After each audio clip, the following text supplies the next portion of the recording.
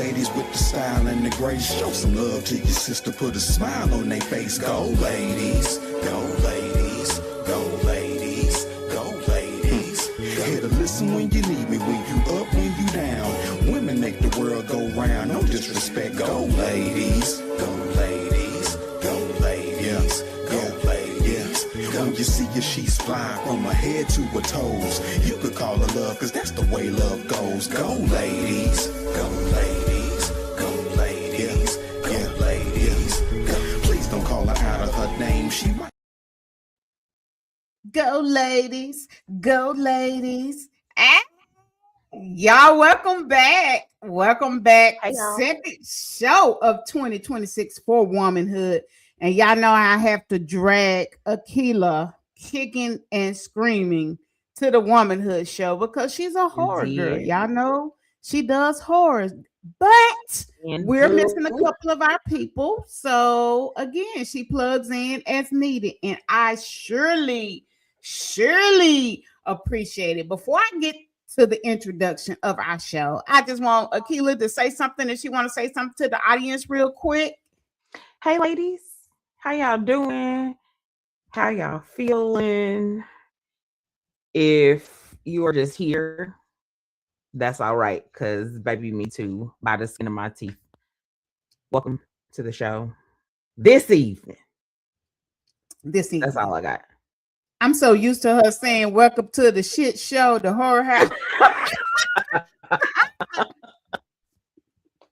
This is not the shit. It might be the shit show, but it ain't going to be my kind of shit show.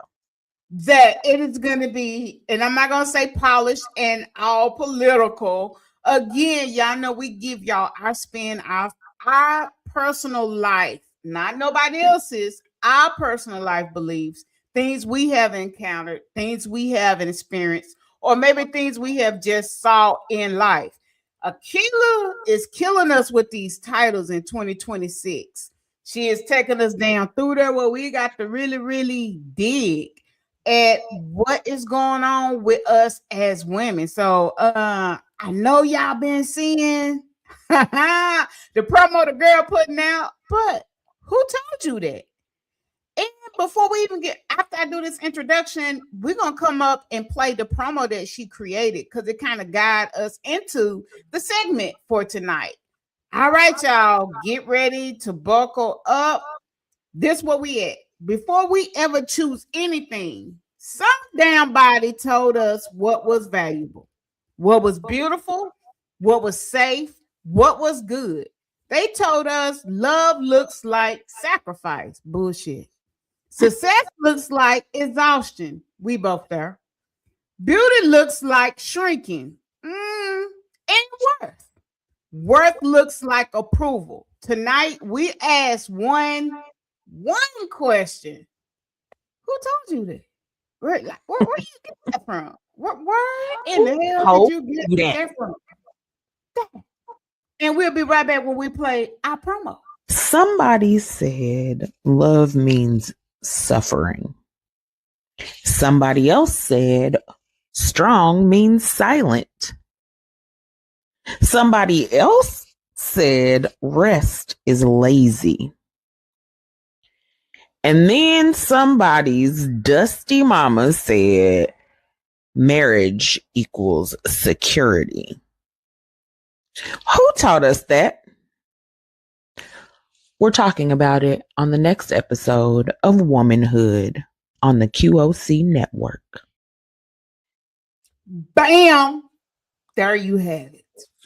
That is what this show is about. And we're going to start right here. The first one, ride or die for who? Many of us. And I'm very interested to hear Akila spill on this. I know in my group, because y'all know I'm a late 70s baby. So in the 90s, we were told to ride and die for our men. Whatever they do, if they go to jail, just the silliest stuff, we supposed to ride or die. Most of the songs were ride or die songs. They want to ride or die, BITCH. I'm keep it clean. They want a gutter beat. I mean, we remember the songs that was playing back in the days, the ride or die. And many of us women thought we had to do this, that it was part of being a woman. Did you ever hear that, Hear what? Ride or die? Yeah, come on now. Shorty want to ride with me. Yes. I was definitely in the club when Young Buck was bucking. I was in the club when the Rough Riders was riding. I was too young to be in the club then, but I was there. And I wanted to be that, but I didn't want to be that as a wife or a girlfriend. I wanted to be that as a friend. I'm not the girlfriend. That has not been my experience. I'm a terrible girlfriend, and not in a sense that I don't or haven't done right by my man. It's more, I don't want to be here. I would rather be by myself. So for me, when I've been in a relationship, and let me tell y'all, I haven't been in one in 10 years. I'm going to tell you why. It's not that I can't keep a man, because I see that on the internet. I've heard that it's been in my inbox. Find me a man worth keeping, and I bet I keep him. I have yet to meet the man that I want to keep around me. So I have friends, right? I will ride for my friends. That if I had a man I got friends worth keeping. I'm riding for them.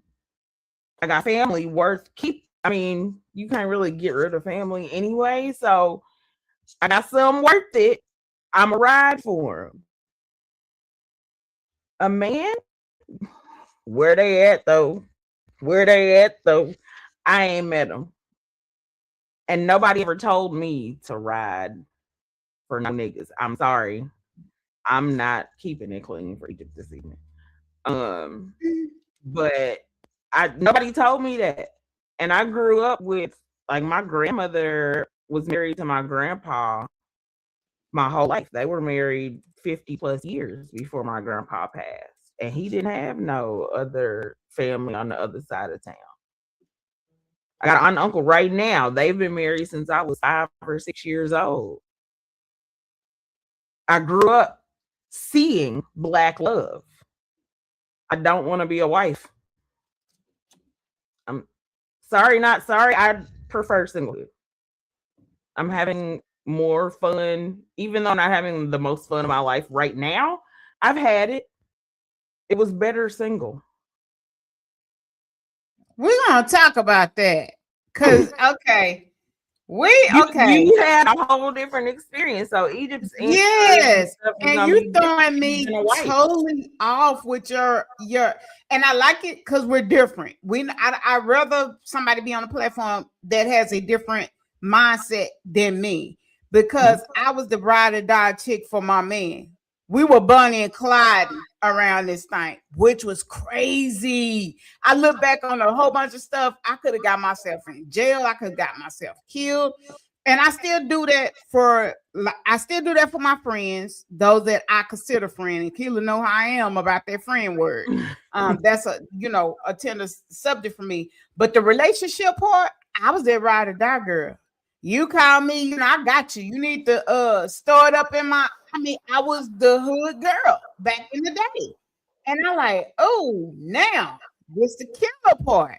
Am I still the ride or die chick now? Hell no. Absolutely not. No, and this is what we're gonna dig into this show. This is where you start to unlearn and unpack those unhealthy tendencies. And I think, and I want to say, the music influenced me to be that ride or die chick, because I'm from the hood here in Dallas and Pleasant Grove, and you had to be that chick if you wanted a certain type of dude. Let's just go there because you could have dated the blue collar and the white collar. Let's go there. But your girl Egypt was not doing that. So we don't, I can't say their names, but they have crazy names, so they let you know what that was. With that being said, we unlearn things as we grow. But that guy that died had me in the chokehold in the 90s. And I think becoming a mother, changed it all up. Man, say it changed. Okay, my question to you. I know you get mad.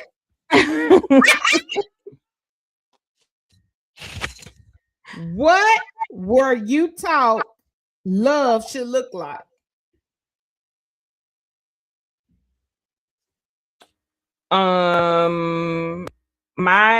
What was I taught love should look like? I will tell you this. The examples of love that I had were my expectations of love romantically. So I just told y'all that my grandparents were married for, I'm trying to fix my light. My grandparents were married for, surprise, 50 plus years. And my grandmother waited on my grandpa. Not hand and foot, but she cooked, she cleaned, she raised the kids, he paid the bills. I never knew my grandmother to work. My parents were married. They got married when I was 4. And then they were divorced by the time I was 10. And my mother wasn't around. I'm raised by my Black daddy, me and 2 of my sisters.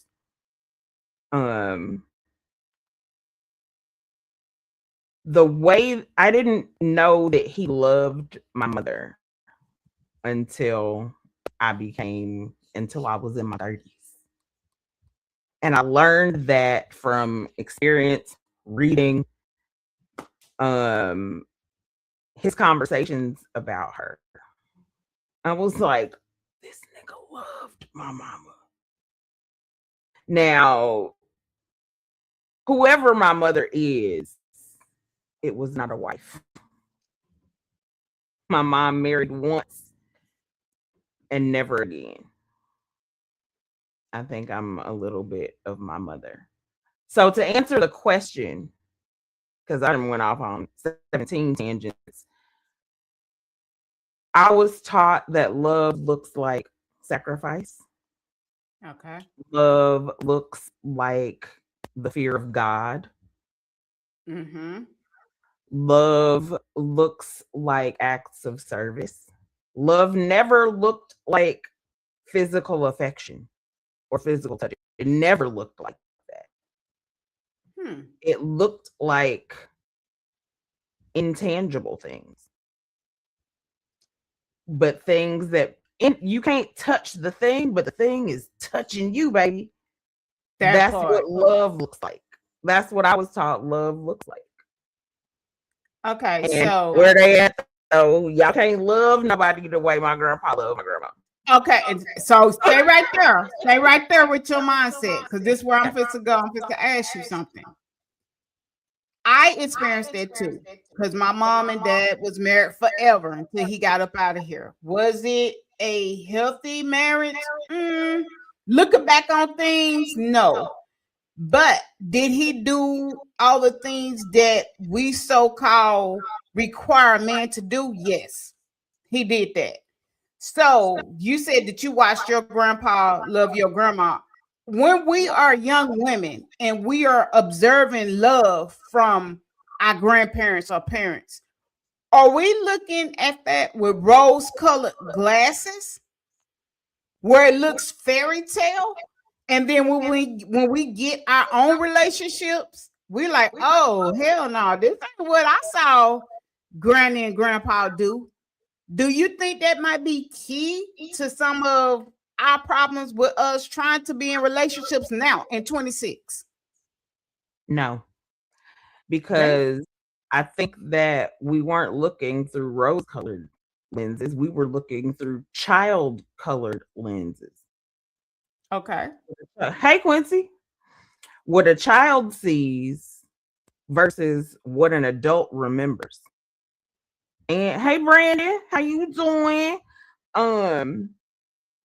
No, not as a child. Let's say at the age 17, 18. Because in my era, when I graduated in 95, all of us got married. All of my homegirls, we were getting married. That was the be all end all. You were getting married, you were having kids. Like, yeah, we put college off. Like a lot of now we successful now. Like, don't get me wrong, all my homegirls are like bosses now. But at that age, our goal was that ring. We wanted that ring. I was marriage has never been a goal of mine, nor has it been instilled in me by anybody, not even my grandma. Nobody said, go get you a man. For what? We got a comment. Emily says, absolutely, Akila. Undying devotion for fear of the persecution of God. That being said, there was no affection. No I love yous, no hugs, no kisses, a lot of yelling and beating though. Now, my grandpa, I never saw him put his hands on my grandma. I don't come from that. Yeah, me either. Any of that. My dad didn't come from that. On my mama. So I never witnessed that until it happened to me. And when it happened to me, it happened to him. Because, oh, you thought you was just, oh, nah, baby. Squabble up. I fight. I will fight if I have to. And if you put your hands on me in the wrong way, we tussling and I'm not losing. So that's that. That happened. But yeah, marriage was never a goal. It was a goal for me. And Emily, one part I will say, because I'm a preacher kid. So that was pumped into me. You get married or you sleep in an undefiled bed and you go to hell. My dad was an old Baptist. Everything you did, you were going to hell. So just imagine when I didn't lose my virginity till I was 18. And when my dad knew that, well, let me say I didn't lose my virginity by choice till I was 18, because y'all know my story. So my dad, I had to get married. My daddy married me in the living room. Like, he did not play with me. Now my brother, it was double standard. Now here's the kicker. My brothers did what they wanted to do, but each of them had to get married. And I don't care what you went through. Yeah, it was the thing of you had to put up with stuff because that's your husband, or you're gonna go to hell. So I did that for 17 years. I got married at 18 and I divorced. Soon they buried my dad in 2004. I was divorced 2004. Yeah. And how long were you married? 17 damn years. Can I tell y'all that there is no way I can, like, my mind cannot fathom, cannot grasp the idea of spending 17 days with a nigga right now. 17 years. I'm sorry.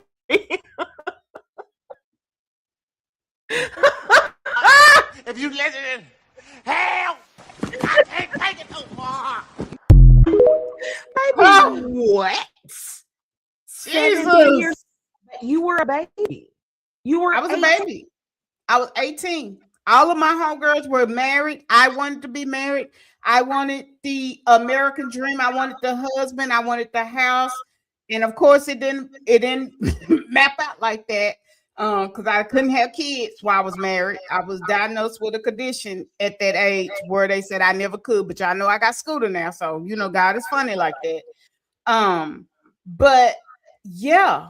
And I went through hell and back. And then I did it again because I was told that Scooter needed a father figure when I had my child. So I rushed and married again. And I was married again for 5 years.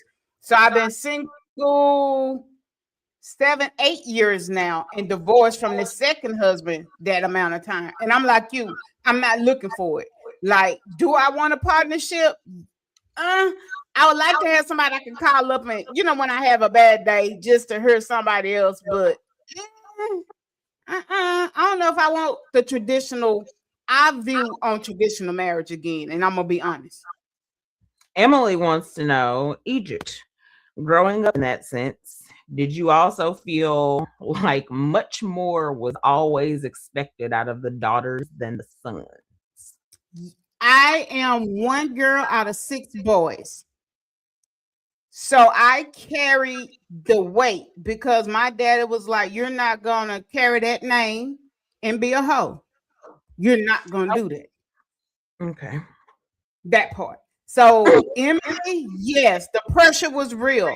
My even education, I was valedictorian. That was expected of me. Like everything I didn't have a choice to fail or slack. It was like I was never ever enough compared to the boys. And that's crazy. But yeah. Ooh, yeah, no. Even when my husband cheated, my daddy was like, and I called myself leaving and coming home. My dad said, you need to go back to your husband. Bye, daddy. Bye, husband. Oh, Soul says, my mother never married my father. From what I was told, she pushed my father away when he tried to step up. She wanted to be married, but she wasn't going to play second to any woman. Let me tell you something about that. I had like something similar. My grandma, who was married to my grandpa for 50 plus years, he had to ask her 3 times. She said no the first 2. She said, I got 2 kids already. I don't need you, okay? Leave me alone. Then she said yes, and she gave him 2 more. If you can't love me, however my grandpa loved my grandma and vice versa for 50 plus years, I don't want it. I don't know. Okay, so I could say that because I'm a daddy girl, but how do I word this? And I love you, daddy. Rest in peace. But because of what I have went through as a woman, and I'm talking about all the trauma and just really grasping the trauma, I can't. I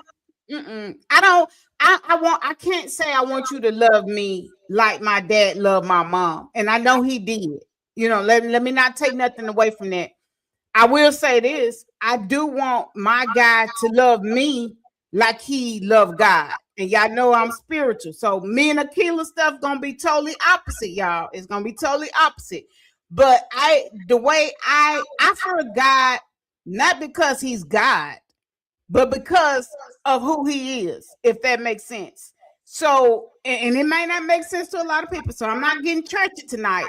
So when I say I love God, it's because your girl is battling things that nobody can battle, and he's carrying you through. The doctors are saying one thing, but God is showing up and doing something different. That's where my fear comes in. So I need my person to say the same way you believe in God, I do too. He ain't got to have the same level of love. I just need him to be a believer. I do need that out of my man.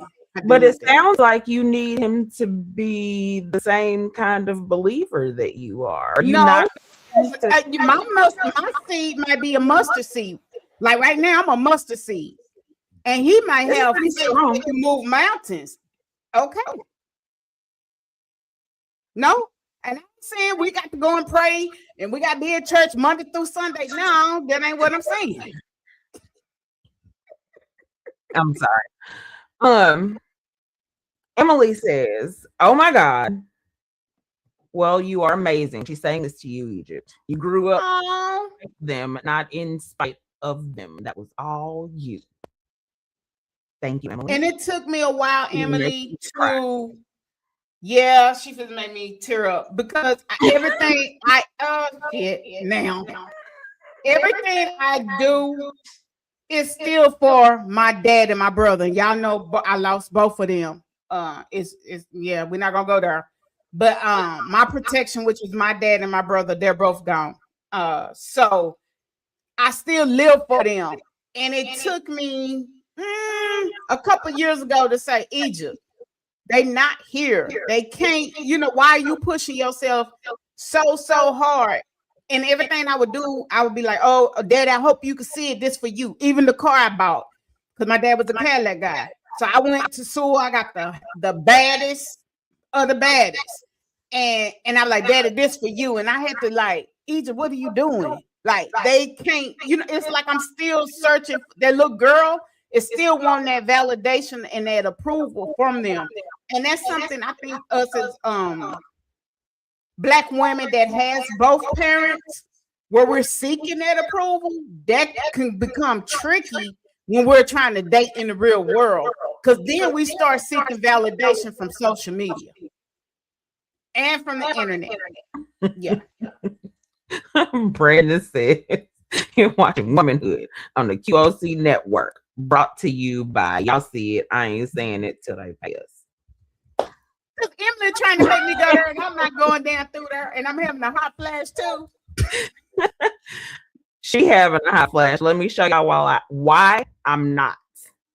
I can't stand her. I got my church fan over here, so if y'all see me papping, that's what that is. So that was our first topic or subject that we were talking about, the ride or die. Y'all, we're gonna go through these the way we're gonna go through them. The second one is where are you at? Oh no, calm. Superwoman is a setup. Yes. Yes. I got a clip for that. So we're gonna play this clip, and then we're gonna talk on it. Let's go.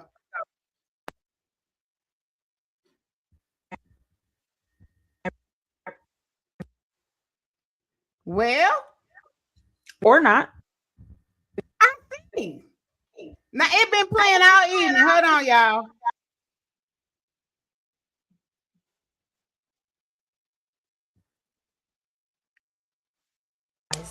That's a myth. It means that I'm some superhuman in some kind of way where nothing affects me, and that is so far from the truth. Everyone kept saying, be a strong Black woman, strong Black woman. Then I realized that's a myth.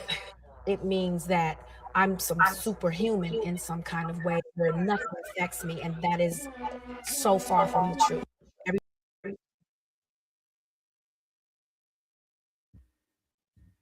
Emily said, please explain. Do you have your explanation? Or you want ours? I didn't pick that. Egypt did. Okay. So we and Karen White, I don't know what race. I'm not your superwoman. I'm not the kind of girl that you can lay down and think that everything's okay. That was Karen, wasn't it? And think that Karen White, baby. Okay. Am I showing my age? No, because I said the words. You sung them. I'm not finna do these people like that. We have been put, and even in our careers, think about it though. Why are the expectations? No, let me say this. We are Akila, because we're superwoman with our kids, if nothing else.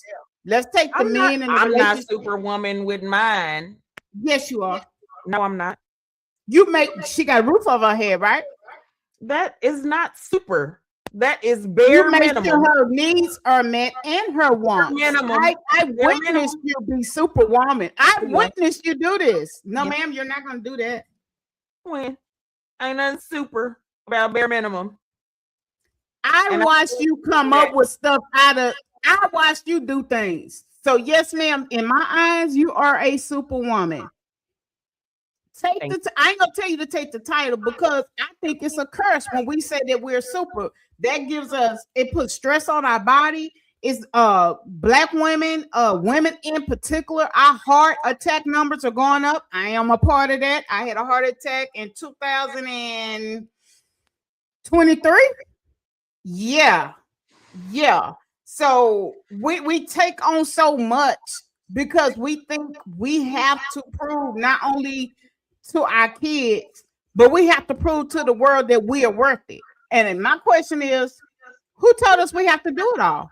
Akila? We who? Because nobody told me I had to do it all. I But told we myself hear that. it.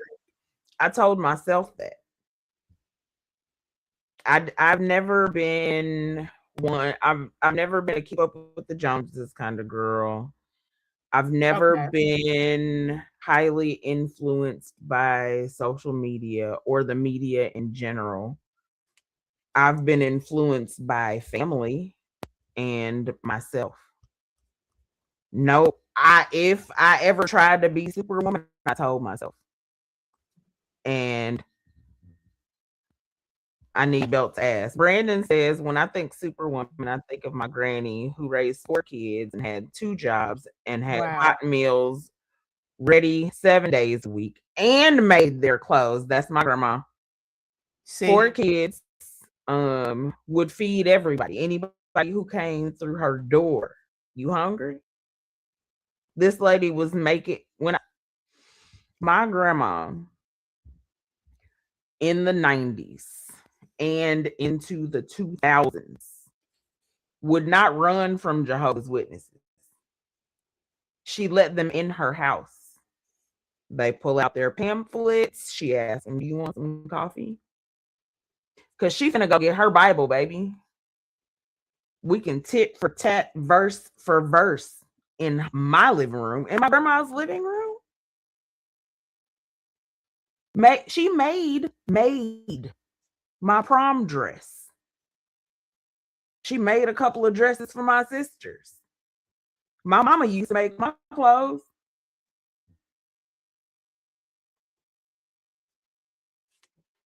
Emily, I am white.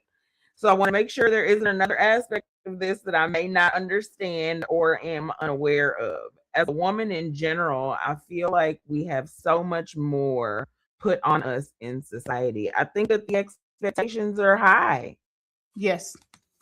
Especially for Christians and Catholics, because Christians and Catholics use this 5,000-year-old book that's been written 5,000 different ways on how to conduct yourself as a woman. And we listen to it. And a lot of us conduct ourselves based on that. My grandma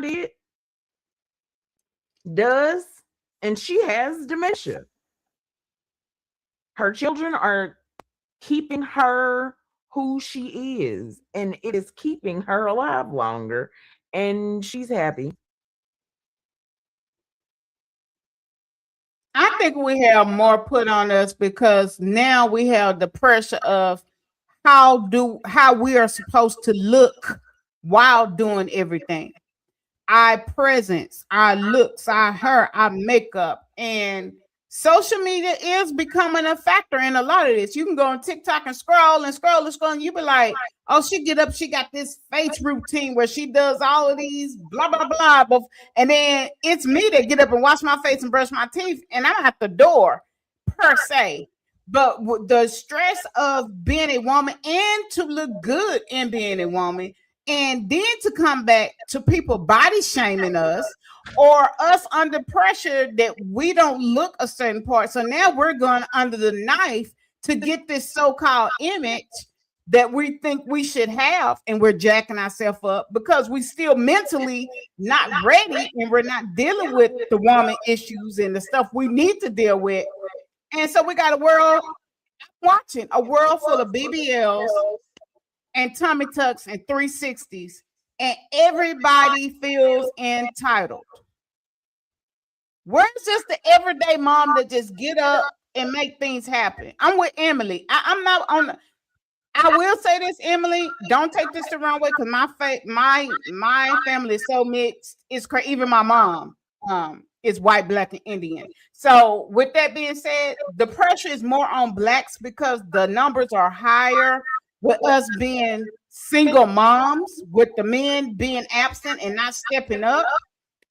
But the pressure is still the same as us women across the board. The pressure is there.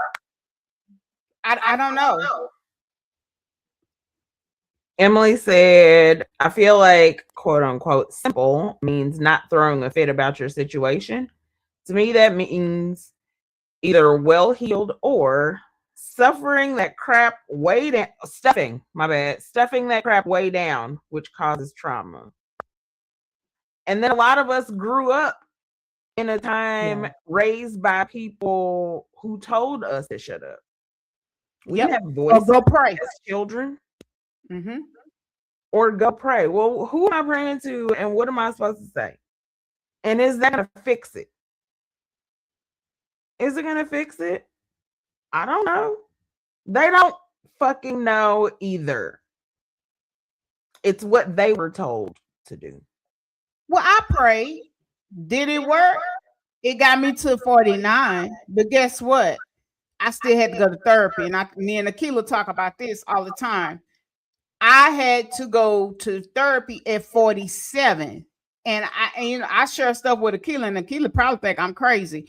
I have real issues with men looking at me long. That's trauma. Like it trickled. If we do not deal with this stuff, I was even telling her how after I gave birth, I had a whole panic attack in the room with my baby daddy. Like, sir, like get out. Let me, say, Emily, trauma is real. And until we embrace that, we are not to hold all this stuff in, and it's okay to talk to somebody. It's okay if you need medication. I was about to ask you, I had to start therapy at 47. What that mean? It's people 80 years old in therapy.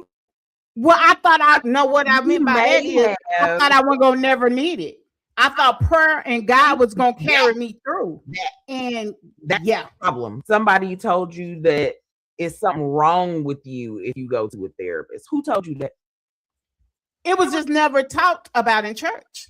That was just never seen in my family. And even though, here's the kicker, mental illness was in my family, it was present. I witnessed it.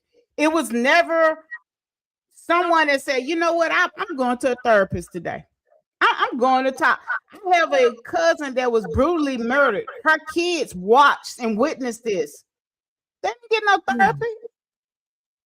And guess what? They jacked up to this day.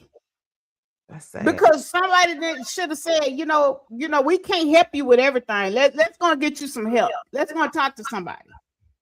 Emily said, because somehow it is still always about a man's opinion of how we should be. She ain't lying.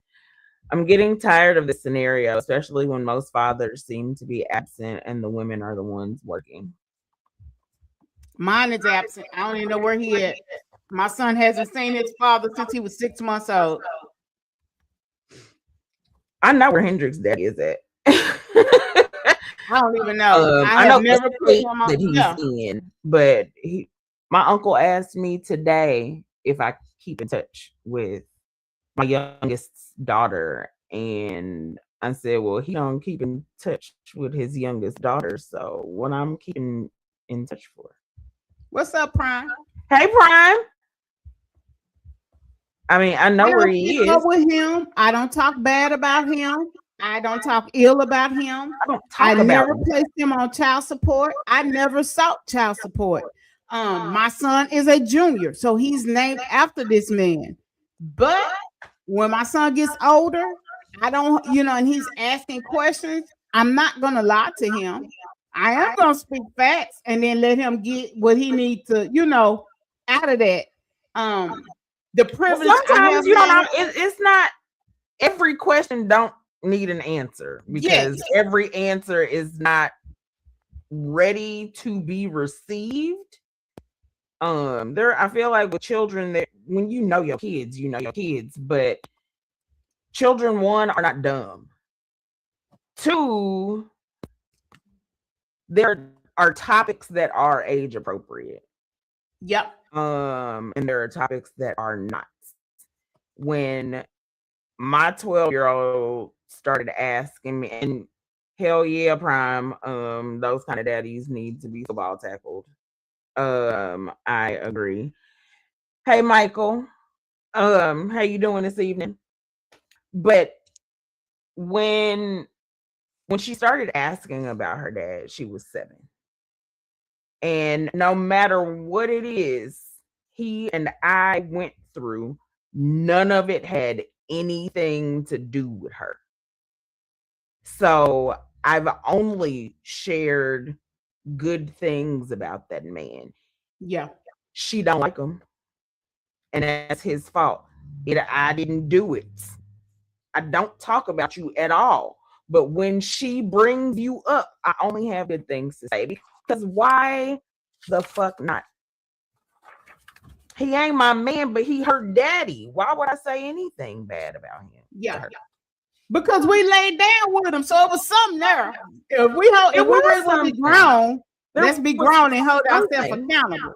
It was not a wedding ring or a wedding wish. That ain't what that was. But we created a life, and here she is, and you will give her opinion of you. I will not give her my opinion of you. She gonna learn however she learns, but she'll learn it from you. Now, it's up to you how this little human that you made feels about you. She ain't gonna be little and don't know nothing forever. Yeah. She's gonna grow up. She's gonna start asking questions. I'm not answering all of them because some shit is for grown people and you ain't grown enough yet. Yep. Or grown at all yet. Emily says, same. I feel you. I let the kids figure it out for themselves when they grew up. I didn't talk ill. Karma takes its course. I just know I'm doing right by them. Yes, ma'am. Right, but I think that a fairy tale about their daddy. If I got one, or if I can make one, I will. I will Mother Goose the fuck out of this shit. I won't, because and I'm gonna say this because the question Scooter has is, why does he not love me? I think that's the hardest question to answer as a mom. Because how can you answer that? It's a hard question. I can suggest the answer that I gave. I can share the answer. Why? Because it's been asked of me about her daddy. I said he does love you. He just loves you different. He's not gonna love you like a mother loves you. He loves you different. Because I don't want him. I don't want her to think that her father doesn't love her. I don't want that. Hurts. Yeah. If I tell her that, you know what, you right, he don't love you, how's that making her feel? Yeah. I don't want her to feel that. If she's already feeling it, I don't want to confirm it. He loves you.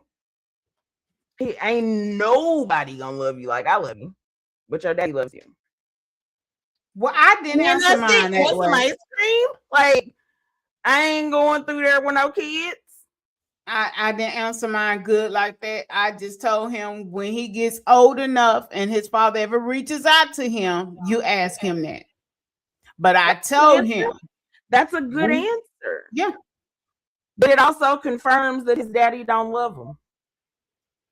Well, our situations are a little different than you and Hendrix because you actually physically know where he's at, whereas we don't.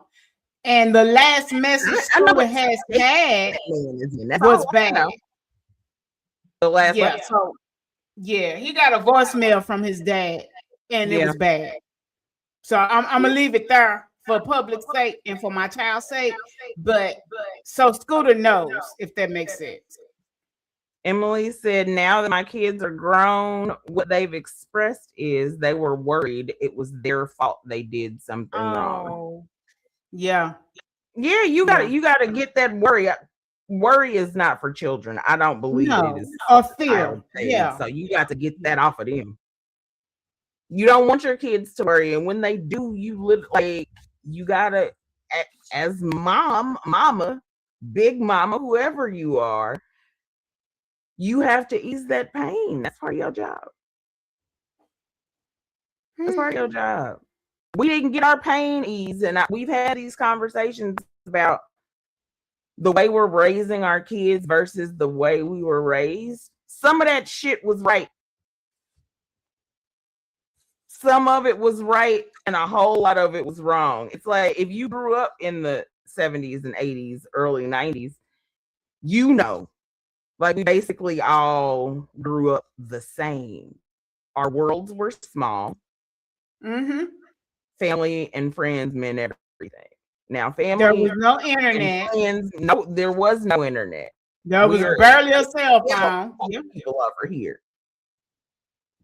So we all had really close to the same childhood, our generation. And we don't want our kids to feel what we felt. We don't want to do that to them. We want them to feel the way that we wished we felt back then. It's crazy and it's hard, and don't have no kids. Don't listen to a killer. Move right along. Beauty, the shrinking. And Emily been kind of talking on this, and we've been kind of talking on it too about beauty and the perception of how we should be looking as women versus how we grew up. We really was raised in an era where beauty, we was told beauty is in the eye of the beholder. I don't even know if that phrase is even in existence anymore. I say because I use it. Everybody is on. You need to look. You need to have a bust down. Your breasts need to sit up this way. Your stomach. What is going on your algorithms? Because I don't see none of that. But I'm glad, because that way we can talk about what we're seeing. So my question is, that shit gets in my algorithms. I'm coming down here. Okay, what does beauty look like in your house growing up? That's the question. What did beauty look like in your house growing up? Oh, I wish I would have knew about this question, because I got pictures of my mama, baby. Beautiful. My grandma, beautiful. My aunt, and it's beautiful. Right on down the tree. I'm gonna pay my yeah. Beautiful. Yeah. But what was crazy about beautiful back then? It was all natural. Mm-hmm. It wasn't no face beats. It wasn't no lashes. I don't even think it was hair weave back there. You either had it or you didn't. My mama was a beautician. Weave existed. Okay, so your mom is younger than my mom. My mom was born in 48, so my mom is old. I don't think Daddy was born in 42. Okay, because I don't remember her weave coming on the scene. And I had two of my cousins were in Kansas City. They were doing this back in the 90s, like, or in the 80s. You know, like when Baps came out and they were so ghetto, and Halle Berry with the blonde. Well, my cousins had all colors of hair and natural nails that were like this long. And they did hair and they did nails. They would have a blue stripe or a yellow stripe or a basket weave. They was doing that in the 80s. My next question. When did you start editing yourself? I was 4. Oh. The tissue and the bra. The tissue. No. I didn't edit myself physically. At 4. I started code switching at 4. I went to private school. I was the only Black student in my grade, except for, I think, kindergarten or first grade. There was one other Black girl, and she was Black and Indian. So it was just me. And I was code switching at school. And then I would come home, and it was always funny because it took me a couple of hours to bring it back. I got made fun of, but I still talk the same. Black people, family, friends, otherwise. I got a cousin right now that called me a few years ago asking me a question, and he led with, "Kayla, you are my only white friend." You know what? What did you just say to me? If I didn't know who you were, I would think if I wouldn't have knew you was a black woman talking on the phone, yes, I would give you the ethnicity. Sorry. But I love to hear you talk.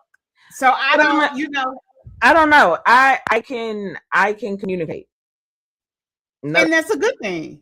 And that's a good you thing. will not be confused by my words unless you've never picked up a book. Brandon said, beautiful was my great granny in her pink muumuu and her brown wig on any given day, and never a bonnet in a grocery store. Amen, granny. Yo, granny and mine. I don't let my 12-year-old, she be trying to leave the house in a bonnet. No, the fuck. Put that off. I don't care if we going to the gas station. Take that off. I'm just scared to go to Walmart because it's just a strip club. Emma, bye. Not up here.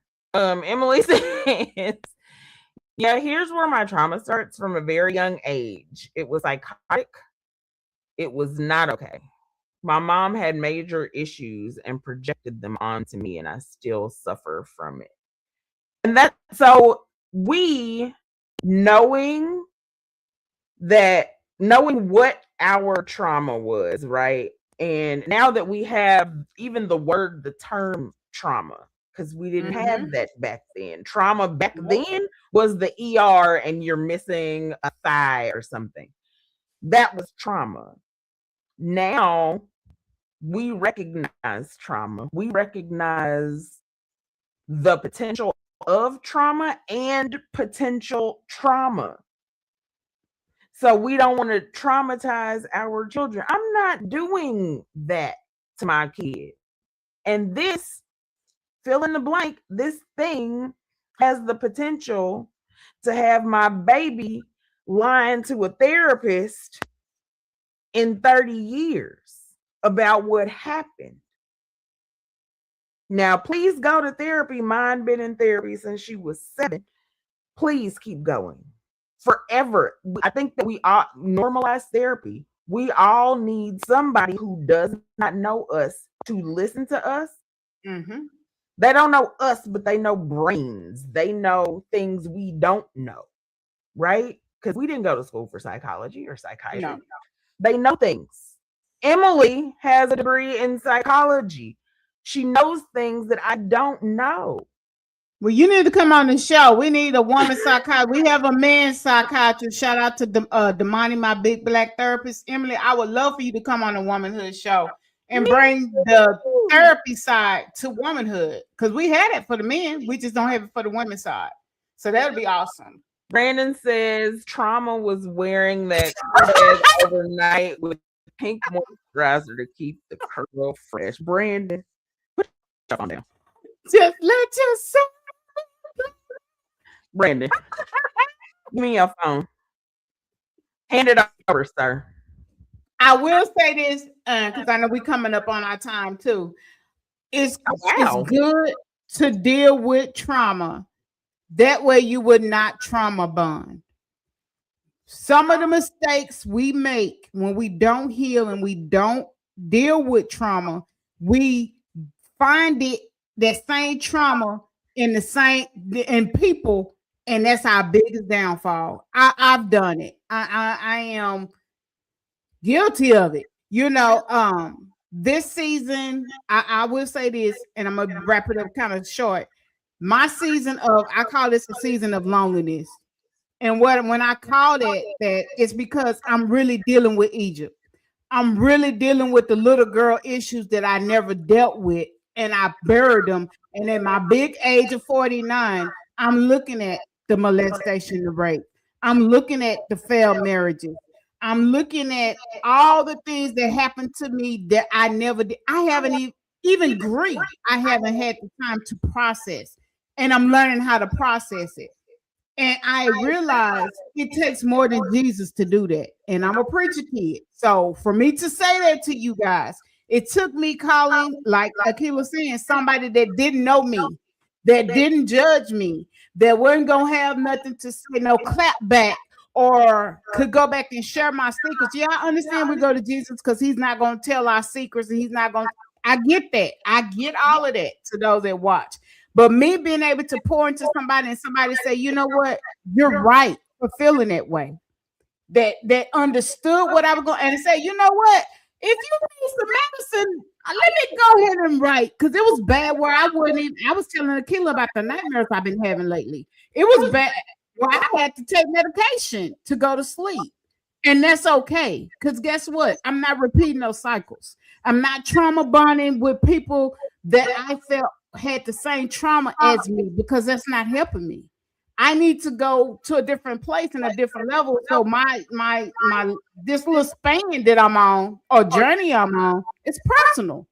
Because like Akila said, I can't trickle this stuff down to my son.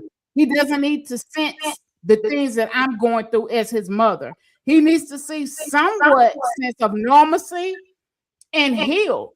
And know it's okay to have these feelings and be able to express them. That's the key thing. We keep telling our kids, don't cry, suck it up. No. You have to cry all the goddamn time, though. Everything don't deserve a tear.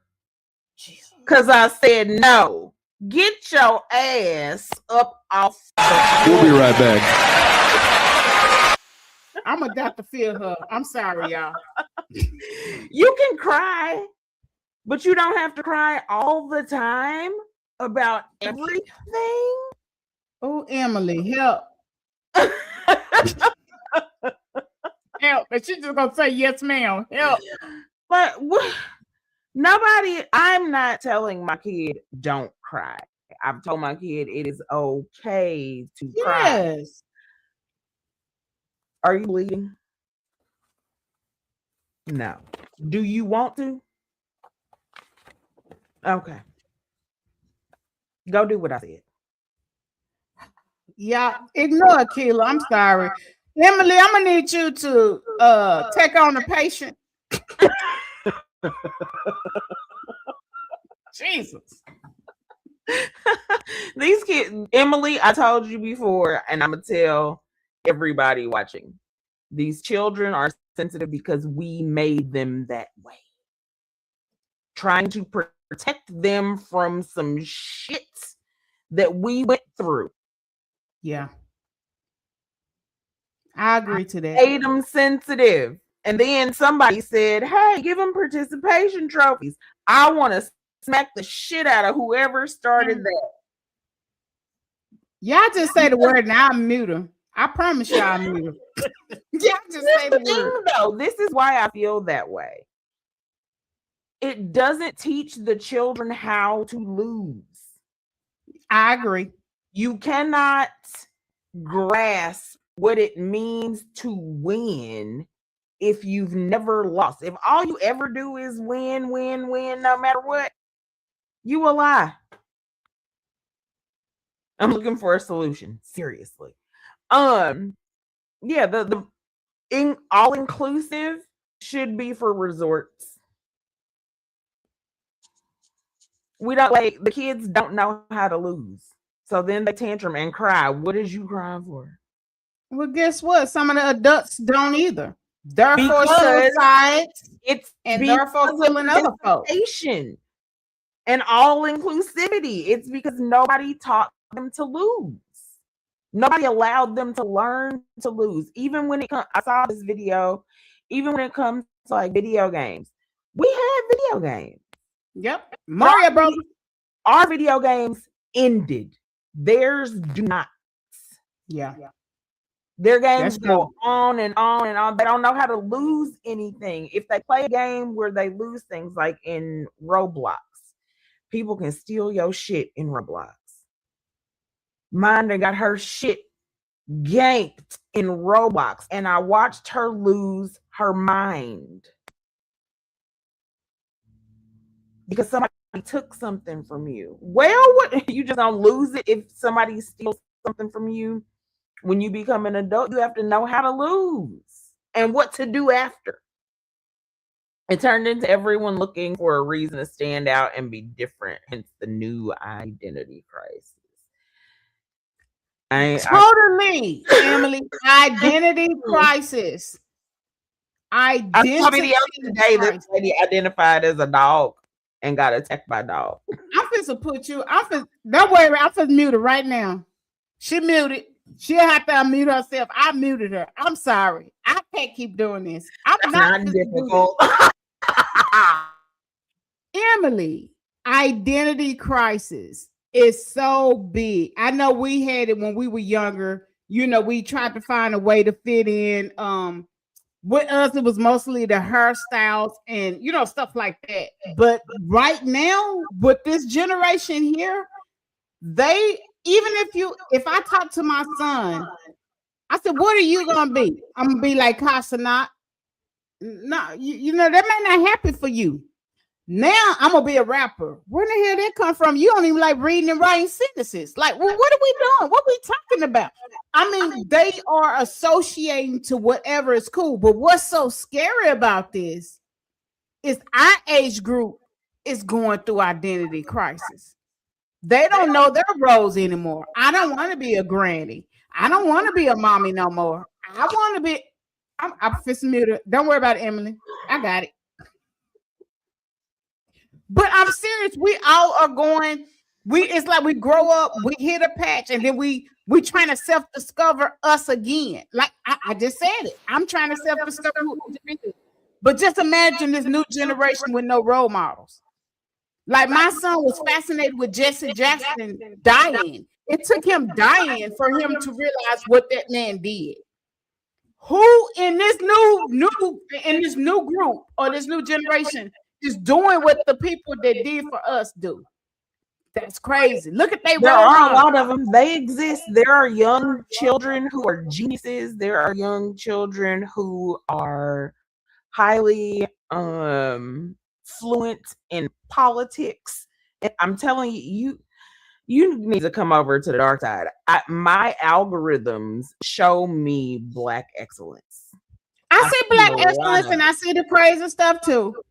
And I'm just like, wow. I don't see the crazy stuff. The crazy stuff I see is usually scripted, unless it's shared with me in a group chat. Other than that, my algorithms have been curated to see what I want to see, not the things that I don't want to see. I don't see fight videos on any platform. Oh, girl, no. I think because I do in the mix, so my algorithm is all over the place. And I see it. I don't see that. It's crazy. I don't see people ain't even sharing it, which that's the crazy part to me. No, I'm not gonna share it. But it makes you think about how big our worlds have become. Yes. The way that the internet has connected us all, and I still don't see bullshit. We weren't ready. I don't think we weren't ready to look at the world. We weren't ready. We were in our own little bubble. And now that we can see the world and what is really, really happening and what is going on, again, Emily, we're losing our identity because now we want to be able to bond with this one. We got everybody. I'm watching this one guy. He said everybody wants to be an influencer. Everybody want to eat a Burger King burger their way and say they're an influencer. Nobody, and I'm with that. And I even tell Akila, and I tell people on the QOC, be careful and mindful when we're on these platforms. We don't know who's gonna listen, who's tuning in, who's gonna stroll by, what you're gonna say that's gonna either make someone take their life or give them life. That is very important that when we have these platforms and we call ourselves influencers or whatever, to say, hey, and y'all heard it from us, and both of us on here look thorough. Get help, get therapy. It's okay. That it doesn't make you, and the last one is self-worth. It doesn't make you lose any value. In fact, it increases your value because now you can appreciate that you need to go and get help. You can work on the things you need to work on to improve your life. At the end of the day, life is what you put in, and what you're gonna be remembered by is what you do. So my dad used to always tell us, F the world. Do what's going to benefit you in a positive way.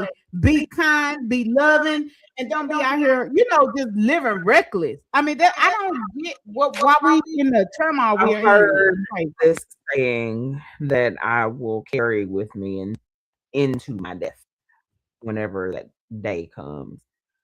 People are not going, when you die, people are not going to remember what you said or what you did.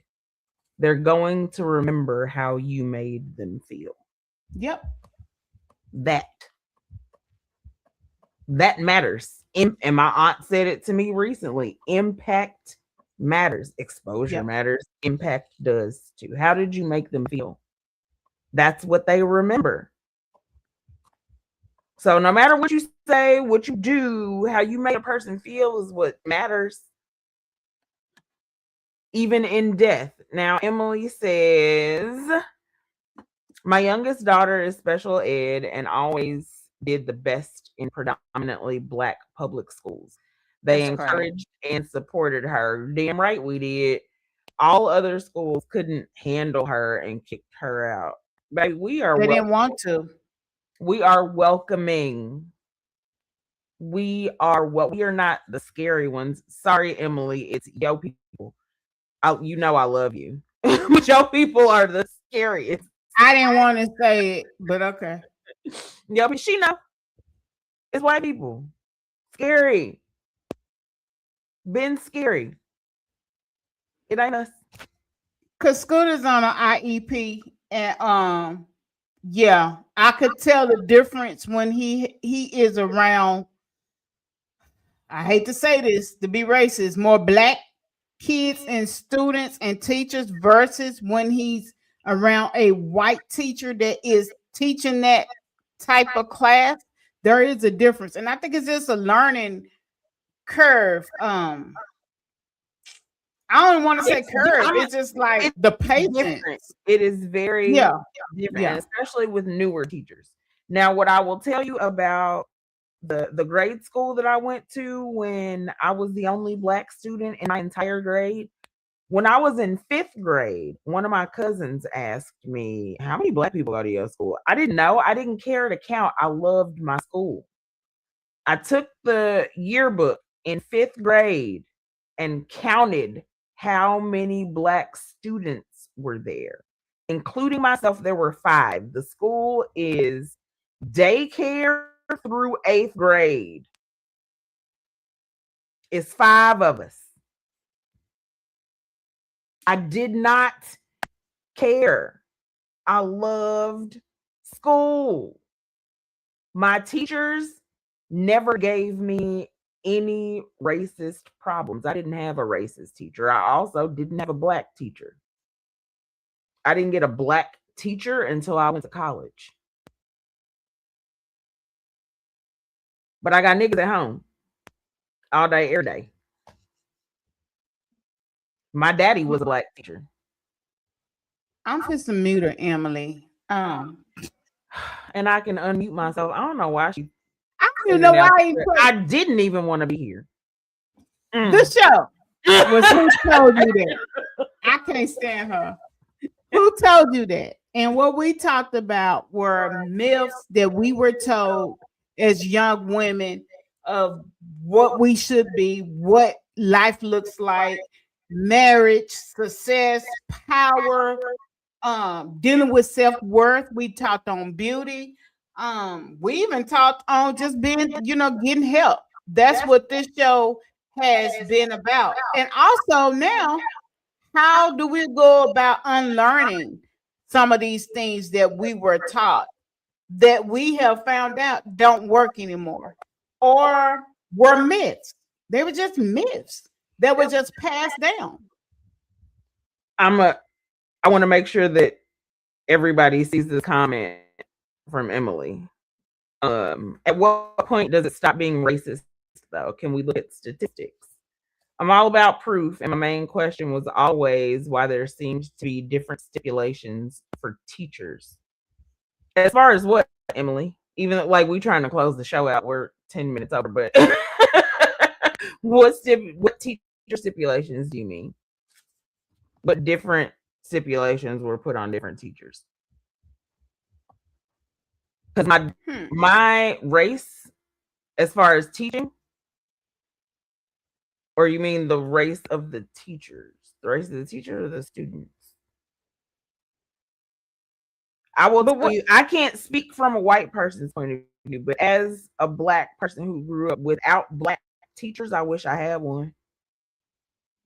Because I had mixture. I had all races of teachers because I went to a magnet school where our schools weren't listed as private, but I went to a magnet, a talented and gifted school. So when you were shipped out, that's what they call us. You shipped out of the hood to go to the bus, to go to these schools. You got a different environment. What I will say now is we got a problem in the schools, and that's a whole nother show, period. Because the way we are not raising our kids, they are going to the school and teachers can't be teachers no more. They now have to be, I've seen teachers they gotta have be to security. They have to guard themselves. They're getting jumped, they're getting disrespected, they're getting cussed out. I'm seeing this at elementary school here, and I stay in the suburbs. So I've actually went to the school meeting with the police officers sitting at a elementary school with 3rd, 4th, and 5th graders saying you will be arrested now. So the problem is past race is now the group of kids that feel like Akila said, we are spoiled them. They feel entitled. They're showing out. They got identity crisis. They got mental issues themselves, or they got things going at home where we don't trickle down to them and they don't know how to deal with it. And guess what? It goes to the school. So it's way past the teachers. I will say this, and I work closely with school to school. It's sad to see y'all at these parent teachers conferences, how the parents come in there dressed, how they come in there talking about their kids' education, how they don't even. Yes. My mama would have never, my grandma would have never, my daddy would have never. I'm an accountant. I'll tell you right now like an accountant. Yeah. What the difference is. The black teachers enacted discipline, and that is what these kids need. We can go ahead and show on that. Thank you, Emily. Whoop ass. That's what Jay said. Whoop ass. I just think it's the voice. We have that voice, Emily, and I'm in it on this. We could give you a look and you knew to sit your ass down. We still got the look. We could give you that look and you know. We can still threaten you with the belt, but we know how to pump fear. Well, you ain't threatening nobody with no belt at school, though. No, you can't do that. We had paddlings. They need to. Never mind. No, I just said if your son got a paddle at school, you bringing your gun to school. You don't believe that. You don't feel like that they need to bring. No, I'm saying back. We got paddled in school. When I was in school, we got paddled. I know, and you almost said bring it back. No, because if it's yours, no, I said Trump was saying he wanted to bring it back in school. He need his ass paddled, and I gotta pee. Shit. Okay, we gotta go. Where's the gone? Damn, I'm late, y'all. Shit. He need a whooping. No dinner. I can't. Oh, and over here in Instagram world, thank you, ladies that have joined in on this side. I'm so sorry that we didn't acknowledge y'all. I don't know why I don't merge the comments from Instagram over to our platform. We got people over here watching Akila tonight. So hey y'all, hey IG, I'll come over there and comment. Reply that part. The stories we were told shaped us, but they don't get to script us anymore. You can honor where you come from without living inside what limited you. That is my quote for tonight. Then the next segment, Akila thinks she getting off, but y'all will see her. And we're missing a shout out to Miss Shayla and Miss Tina and Chef D that is part of the women of QOC that couldn't be here on tonight because it's usually 3 or 4 of us on the panel. But y'all, who told you that? Who told you? We are. Sister, you've been on my mind. ladies with the style and the grace, show some love to your sister, put a smile on their face. Go ladies, go ladies.